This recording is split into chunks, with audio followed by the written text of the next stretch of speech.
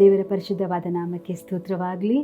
New hope ಟಿವಿಯ ಮುಖಾಂತರ ಈ ನಿರೀಕ್ಷೆಯ ವಾಕ್ಯದಲ್ಲಿ ನಿಮ್ಮನ್ನು ಸಂಧಿಸಲಿಕ್ಕೆ ನಾನು ಸಂತೋಷವುಳ್ಳವಳಾಗಿದ್ದೇನೆ ಪ್ರಿಯರೇ.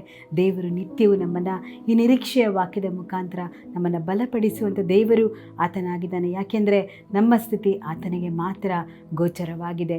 ಈ ದಿವಸ ವಾಕ್ಯವನ್ನು ಗಮನಿಸಬೇಕಾದರೆ ರೋಮ 8:28, ಇದಲ್ಲದೆ ದೇವರ ಸಂಕಲ್ಪದ ಮೇರೆಗೆ ಕರೆಯಲ್ಪಟ್ಟು ಆತನನ್ನು ಪ್ರೀತಿಸುವವರ ಹಿತಕ್ಕಾಗಿ ಎಲ್ಲ ಕಾರ್ಯಗಳು ಅನುಕೂಲವಾಗುತ್ತವೆ ಎಂದು ನಮಗೆ ಗೊತ್ತಿದೆ ಎಂಬುದಾಗಿ. ದೇವರ ಚಿತ್ತಾನುಸಾರವಾಗಿ ಕರೆದವರಿಗೆ ಎಲ್ಲ ಕಾರ್ಯಗಳು ಅನುಕೂಲವಾಗ್ತದೆ ಎಂಬುದಾಗಿ ನಾವು ದೇವರ ವಾಕ್ಯದಲ್ಲಿ ನಾವು ಗಮನಿಸ್ತೇವೆ. ಹಾಗಾದರೆ ಸಂಭವಿಸುವಂತಕ್ಕಂಥ ಎಲ್ಲ ಕಾರ್ಯಗಳು ಒಳ್ಳೆಯದಾ ಎಂಬುದಾಗಿ ನಾವು ಆಲೋಚನೆ ಮಾಡಬೇಕಾದ್ರೆ ಖಂಡಿತವಾಗಿಯೂ ಅಲ್ಲ ಪ್ರಿಯರೇ. ಯಾಕೆಂದರೆ ನಾವು ಶತ್ರುವಿನ ಒಂದು ಜಾಗದಲ್ಲಿದ್ದೇವೆ. ಎಲ್ಲ ಕಡೆ ದುಷ್ಟದ ಒಂದು ಕಾರ್ಯಗಳು ನಡೆಯಬೇಕಾದರೆ ಅದರ ಒಂದು ಇಂಪ್ಯಾಕ್ಟ್ ನಮ್ಮ ಜೀವಿತದಲ್ಲಿ ಯಾವಾಗಲೂ ಇರ್ತದೆ. ಎಲ್ಲ ಕಾರ್ಯಗಳು ನಮ್ಮ ಹಿತಕ್ಕಾಗಿ ನಡೆಯುವುದೇ ಇಲ್ಲ. ಆದರೆ ದೇವರು ಎಲ್ಲವನ್ನ ನಮ್ಮ ಹಿತಕ್ಕಾಗಿ ಅದನ್ನು ಪರಿಪೂರ್ಣವಾಗಿ ನಿರಂತರವಾಗಿ ಒಳ್ಳೆಯದಾಗಿ ಮಾರ್ಪಡಿಸಲಿಕ್ಕೆ ಶಕ್ತಿಯುಳ್ಳ ದೇವರು ಆತನಾಗಿದ್ದಾನೆ. ದುಷ್ಟನು ಎಷ್ಟೇ ಅಡ್ಡವಾಗಿ ಬಂದ್ರೂ, ದುಷ್ಟನು ಎಷ್ಟೇ ನಮ್ಮನ್ನು ನುಂಗಬೇಕು ಎಂಬುದಾಗಿ ಬಂದ್ರೂ ದೇವರು ಎಲ್ಲದರಲ್ಲೂ ನಮ್ಮನ್ನು ಬಿಡಿಸುವಂಥ ದೇವರು ಆತನಾಗಿದ್ದಾನೆ.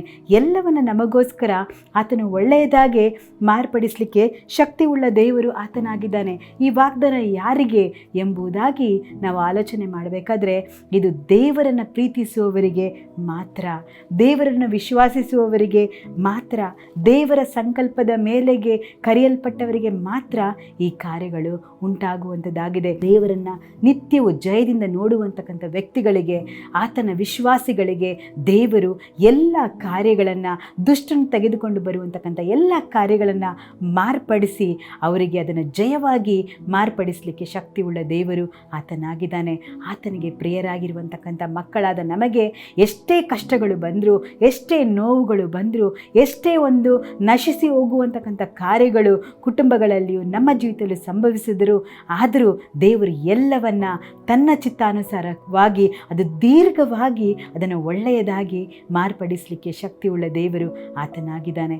ಎಂಥ ಒಳ್ಳೆಯ ದೇವರನ್ನು ನಾವು ಆರಾಧಿಸ್ತೇವಲ್ಲ, ಎಂಥ ಒಳ್ಳೆಯ ದೇವರನ್ನು ನಾವು ಮಹಿಮೆ ಪಡಿಸ್ತೇವಲ್ಲ, ಅಂಥ ಒಳ್ಳೆಯ ದೇವರು ನಮ್ಮ ಮಧ್ಯದಲ್ಲಿ ವಾಸವಾಗಿರುವಂಥದ್ದು ನಮಗೆ ದೇವರು ಕೊಟ್ಟಿರುವಂತಕ್ಕಂಥ ಒಂದು ಸೌಭಾಗ್ಯ ಪ್ರಿಯರೇ.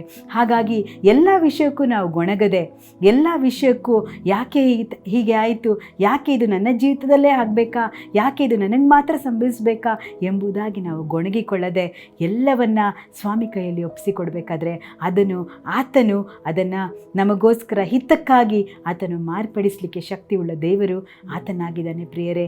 ನಿತ್ಯವೂ ನಾವು ಕೊರತೆಗಳನ್ನೇ ಮಾತಾಡಿಕೊಂಡು, ನಿತ್ಯವೂ ನಮ್ಮ ಜೀವಿತದಲ್ಲಿ ಆಗುವಂತಕ್ಕಂಥ ಎಲ್ಲ ಒಂದು ನೆಗೆಟಿವ್ ಥಿಂಗ್ಸನ್ನೇ ಮಾತಾಡಿಕೊಂಡು ಇರದೆ, ದೇವರ ಒಂದು ನಾಮದ ಮಹಿಮೆಗಾಗಿ ದೇವರನ್ನ ಜೊತೆ ಇದ್ದಾನೆ, ಎಲ್ಲವನ್ನ ಆತನು ಮಾರ್ಪಡಿಸ್ತಾನೆ ಎಂಬ ಒಂದೇ ಧೈರ್ಯ ವಿಶ್ವಾಸದಲ್ಲಿ ನಾವು ಇರಬೇಕಾದ್ರೆ ಆ ವಿಶ್ವಾಸವು ನಮಗೆ ಆಶೀರ್ವಾದವಾಗಿ ಮಾರ್ಪಡುವಂಥದ್ದಾಗಿದೆ ಪ್ರಿಯರೇ. ಯಾಕೆಂದರೆ ಯೆಹೋವನು ನಮ್ಮ ಪಕ್ಷದಲ್ಲಿದ್ದಾನೆ. ಯೆಹೋವನು ಯಾರ ಪಕ್ಷದಲ್ಲಿದ್ದಾನೋ ಅವರಿಗೆ ಸೋಲಿಸುವವರು ಯಾರೂ ಇಲ್ಲ ಪ್ರಿಯರೇ. ಯಾಕೆಂದರೆ ಆತ ನಮಗೋಸ್ಕರ ಯುದ್ಧ ಮಾಡುವಂಥ ದೇವರು, ನಮಗೋಸ್ಕರ ನಿಂತಿರುವಂಥ ದೇವರು. ಯಾರು ದೇವರನ್ನೇ ಎದುರುಗಡೆ ಇಟ್ಟುಕೊಂಡಿದ್ದಾರಲ್ಲ ಅವರ ಜೀವಿತವು ಆಶೀರ್ವಾದವಾಗಿರ್ತದೆ. ಅದೇ 2 ಕೊರಿಂಥ 4:17 ವಾಕ್ಯದಲ್ಲಿ ಹೀಗೆ ಹೇಳ್ತದೆ, ಹೇಗೆಂದರೆ ಕ್ಷಣ ಮಾತ್ರವಿರುವ ನಮ್ಮ ಹಗುರವಾದ ಸಂಕಟವು ಅತ್ಯಧಿಕವಾದ ಪ್ರತಿಫಲವನ್ನು ಉಂಟು ಮಾಡಿ ನಮಗೆ ನಿರಂತರವಾಗಿ ಗೌರವವನ್ನು, ಪ್ರಭಾವವನ್ನು ದೊರಕಿಸ್ತದೆ.